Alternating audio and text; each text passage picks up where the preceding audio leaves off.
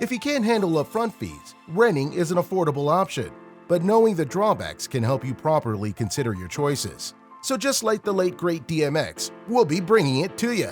Here are 10 reasons you should never rent. Before we get into the video, thumbs up if you're new to the channel, subscribe, and ring that notification bell for future updates. Number 10. It's a waste of money. When a tenant pays rent, he doesn't always feel as though he's just tossing money away and not getting anything in return. However, the total amount of rent paid over a lifetime could equal the cost of a good home.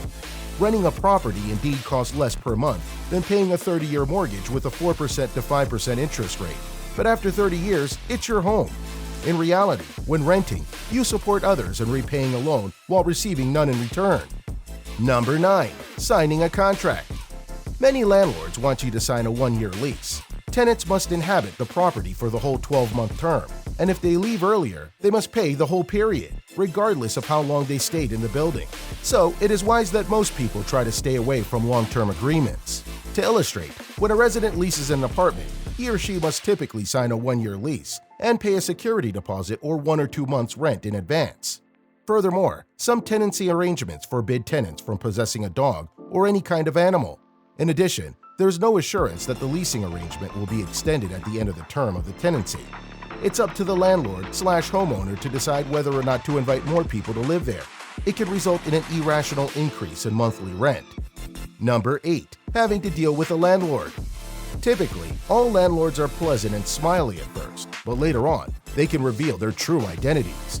When an occupant rents an apartment in the same building as the landlord, this is particularly true. The more a renter visits the landowner, the more often he or she may have a conflict of interest with him or her. A tenant may also have the misfortune of having a landlord who doesn't render or complete home renovations.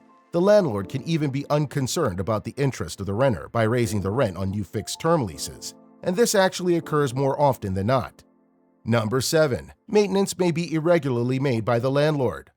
What about the problems that arise in the interim between a major protection fix and smaller repairs that the occupant is responsible for? Some landlords are notoriously stingy when it comes to replacing leaky faucets, squeaky floorboards, or even burnt-out light bulbs. However, taking charge of small repairs, such as replacing a light bulb yourself, is one way to gain your landlord's favor.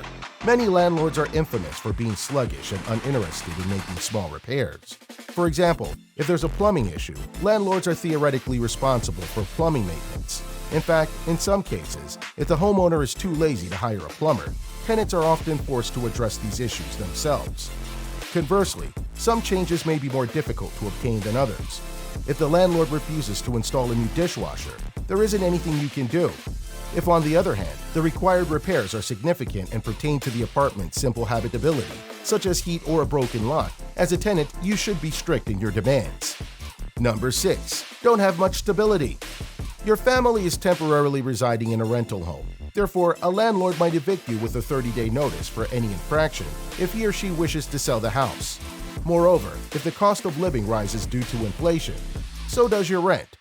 Also, affordable housing apartments can lift monthly tenant rent due to improvement in a tenant's income or a utility study.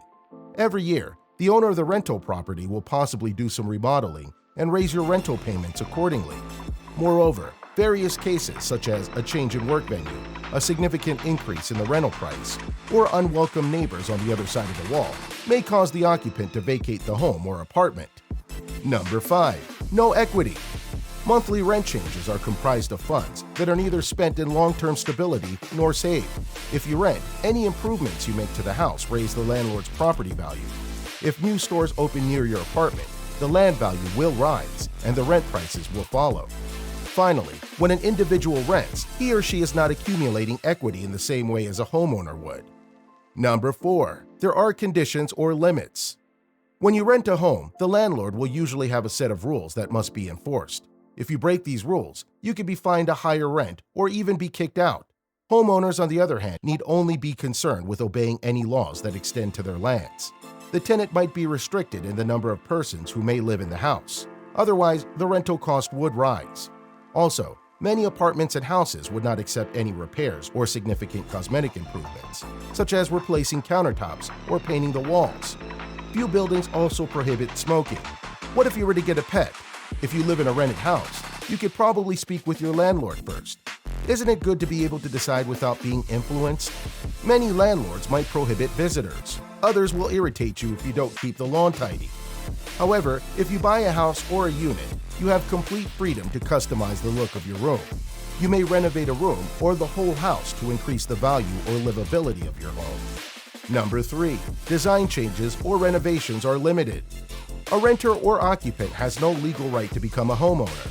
As a result, the tenant must seek the approval of the landlord, such as wallpapering a space or planting a garden in the backyard. You do not have the right as a tenant to make any improvements to the property according to your preferences and needs, such as renovating and painting a wall. Renting a home means living within the minimal services offered by the landlord homeowner, which you can or may not enjoy based on your personal preferences. On one hand, if you intend to make modifications, you must first get permission from the landlord, and if you make improvements without permission, you must restore the property to the condition it was in when you first rented it. This takes us to the subject of changes and enhancements. The majority of landlords will not let you repaint a rented house. This is usually because they don't want to entrust the work to a non-professional like you, and they also don't want to hire a professional unless it's necessary. Number 2. A problem when receiving mail. Although privacy and secrecy are important for all, this can be broken when someone rents a house. There's a possibility that your landlord might open any of the mail if you live in the same building as you. The landlord or landlady can always figure out where the mail comes from. Number 1. No tax benefits.